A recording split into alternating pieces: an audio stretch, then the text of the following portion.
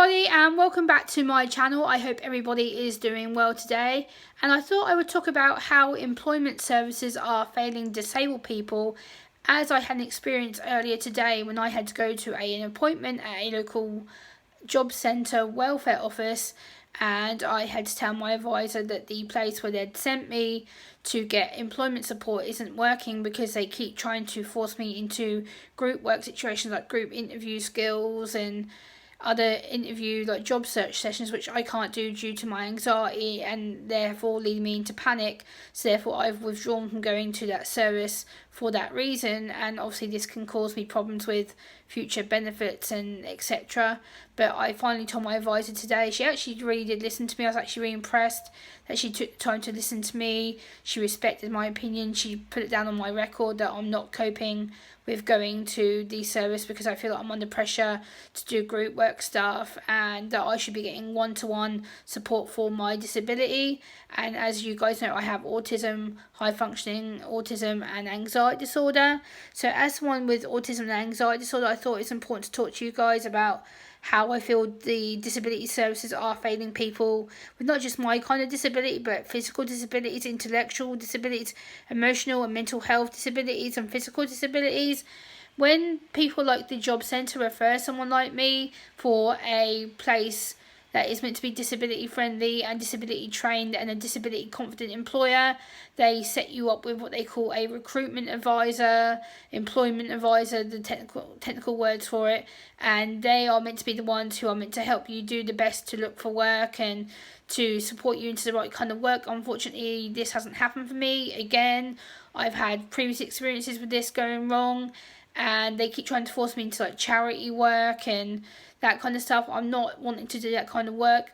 I've done enough of that in my past. I want to work within admin or the NHS or mental health fields to do like admin or like obviously related to autism kind of work, because that is where my area skill set is. That is what I'm trained in for the last 6 to 7 plus years now, and obviously I've done a lot of public speaking over the years, and trying to get that through to the local job centre and the local recruitment agency that I've been put under. They don't seem to understand that I have anxiety issues with doing crowded situations, going into a crowded office where it's noisy, there's phones, there's machines going off, it's just not a good environment to be in, full stop, really. And when you feel like you're under pressure to conform to the rules with regards to the job centre, especially here in the UK, they don't really have anyone trained in disability to help you. I used to be under what they called a DEA, which is a disability employment advisor, but then I was told I was too old to further be under her, and I had a disability advisor called Pat,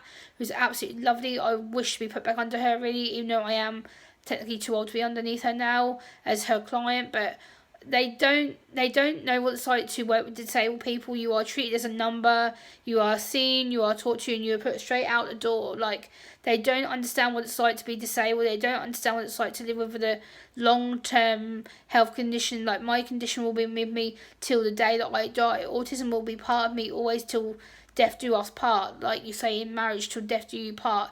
It's the same aspect. And for many people like myself, they don't cope with going to these environments. They don't cope with being forced into situations they know they can't do, and they know they're not going to cope with, that it's going to increase their anxiety, make them feel panic, make them feel under stress. And it's just something that I don't like doing. It makes me feel intensely emotional. I get anxious every time I know I have to go down there. I panic about what I'm going to say to them. I panic about the best way to communicate with the job centre staff and my advisors at the other organisation. And it's just not a good fit for me, really. I need to be having one-on-one focused disability support, and again, this is due to them not having the right adequate trained staff. And when they did have the right adequate trained staff for me, they were fantastic, and the lady who I saw was absolutely adorable. She knew how to help me, she knew how to support me. She didn't pressure me into working a 40-hour week or searching for jobs for a 40-hour week. I can't do a 40-hour week, and there's 2 reasons. 1, I'm allowed to work part-time, being on limited benefits. 2, I have high-functioning autism and anxiety disorder, so I cannot work full-time hours. I need to be working part-time. And the fact that they said I can travel 2 hours each way for a job, no, that's ridiculous. I can't travel that far. I can just about do an hour on a public train or public bus. I feel anxious even at that. I have to literally tell myself that I'm going to be okay. I have to plan how to get there. I have to plan what time bus or train I'm going to get. I have to plan how I'm going to get there, how I'm going to get back, especially now that it's winter and you can actually see outside it's actually dark. And I don't really want to be travelling home in the dark from working a late shift or having to travel home when it's getting dark at like 5-6 o'clock in the evening. Now it's dark, pitch dark, so again that will rise people with disabilities, anxiety and mental health issues. I don't think they take into account how serious this actually is for a lot of people like myself who are struggling day in, day out to look for work.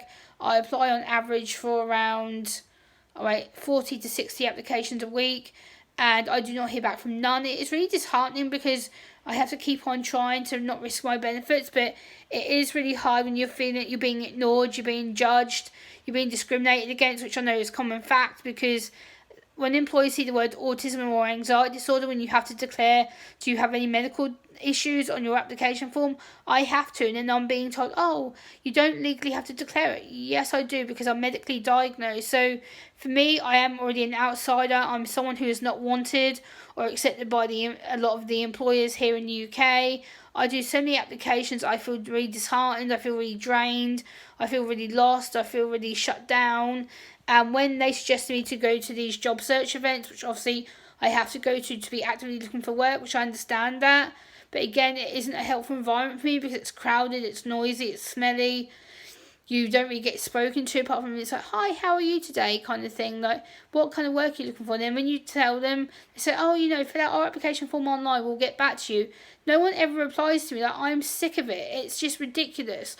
I never ever hear back from anyone. I know the jobs that I apply for I can do with my eyes shut. Like, I know I'm more than capable of doing it. Employers don't want you. If you have a disability, it's like you don't exist. They throw away the application without even getting to know you or giving you a chance to have an interview. Many employers say they're disability friendly. Where are you? Because the employers that I've applied to, including the NHS, including Suffolk Police and others, you are not, because I never hear back from anything. Ipswich Town Football Club, another one. I've applied for so many local places. Great Yaranga Abellio train services. Again, you're another one. You say you're disability friendly. I never hear back from anybody. Like, it is really disheartening to keep focused and trying to keep going when you're constantly getting knocked back after knockback after knockback after knockback. Again, like when I was under the Papworth Trust agency about a year and a half ago, the lady saw me 4 times and then she left the company. And I was left with nobody. And for someone with autism and anxiety, do you know how frustrating that was? To basically just be left in the lurch and ignored. I reached out. I tried communicating on email, on text messages. I tried leaving voicemails. No one ever got back to me. They wonder why I'm stressed out. Well, do you blame me? Because, I am sick to death of going around the same spiral. Every couple of years this happens. It's like, oh, we'll send you off to a service who's going to help you. They're disability trained, Gemma. They'll help you, They'll help you find work. They'll help you get a volunteer job. I don't want a volunteer job. I've already worked voluntarily for the last 8 years doing what I love, which is volunteering for the autism service and stuff like that. I want a paid job. I want to be paid for what I do. I deserve it. I work my backside off, and it's about time the job centre and agencies realise we are employable. We deserve to have our voices heard. We deserve to be paid a wage like everybody else, but unfortunately, employers don't see it that way. They see it as, oh, you're disabled, you're going to have sick time, you're going to need time off all the time because you're anxiety. No, once I get settled in a job and an employer that I like, I'll be the most loyal, trustworthy employee you'll ever have. But unfortunately, employers don't see that. When they see the words autism or anxiety disorder on the medical declaration, it's like, oh, bin, they're going to be sick all the time. Oh, bin, they're not to be trusted. Oh, just don't even acknowledge your application. Do you know how rude and disrespectful that is? Like, I spend hours and hours and hours applying for jobs and no one responds to me. Nobody. Like, on the odd occasion I might get a thank you very much for your application. We'll keep you on file for a year reply. But that's it. It's so disheartening. Why should I bother looking for work and keep searching when you guys just don't care? It's just so disheartening. It's so rude. It's so disrespectful that people with disabilities who want to work for you, they want to make a difference to your team and be productive members, it's like, you don't give us a chance. And you wonder why people like me get upset and irate and emotional about what we're trying to do here for you. Like, we want to be employed, we want to have a part-time job, or some of us want to work full-time. And like right now on the NAS website, which is the National Autistic Society, there's only 16% of us that work full-time. That is disgusting. That is disgusting. That is bad. That is awful and totally unacceptable. So I want to talk about this issue because it's been bugging me for a while. I just feel that the disability services, employment officers, like the job centre, don't really seem to care. And they say they want to help you by shipping you off to places like Reed Restart and Papworth Trust, Robin Under, amongst others, CTEC. They don't help you. They claim to want to help you, and then they don't. They leave you in a lurch. They force you into positions that you're not comfortable with. I just want disabled people to know where they stand and where to ask out help. There is the Citizens Advice Bureau here in the UK, as well as actually going to your job centre advisor and making them aware, that I did today, that I'm not happy that things aren't working. And unfortunately, I don't see this getting any better anytime soon. I think we need more disability trained advisors. We need people with lived experience in working in the job centre, working in these recruitment agencies. Because if we don't, how the hell are people like me going to be better supported and actually put into work if there's no one with lived experience working in these kind of offices, in these kind of roles that need the first-hand experience? It's just a shame that still nothing is being done, and we're 3-4 years down the line where disability still seems to be a barrier. It still seems to be a burden, and I'm sick of it. I don't want disabled people like myself being treated like we're a burden. I want to be in a job. I want to be a productive member of society, but unfortunately, employers don't see me as that. They see me as someone who's going to be trouble and a pain to deal with, and that's a shame because you don't know what I'm like. I work hard. I'm a trustworthy individual. I'm hardworking. I'm friendly. I would love to be in a job. And yeah, this is just my own personal thoughts, but please let me know what you feel down in the comments down below. Please like, comment, share and subscribe, and I'll see you soon. Bye!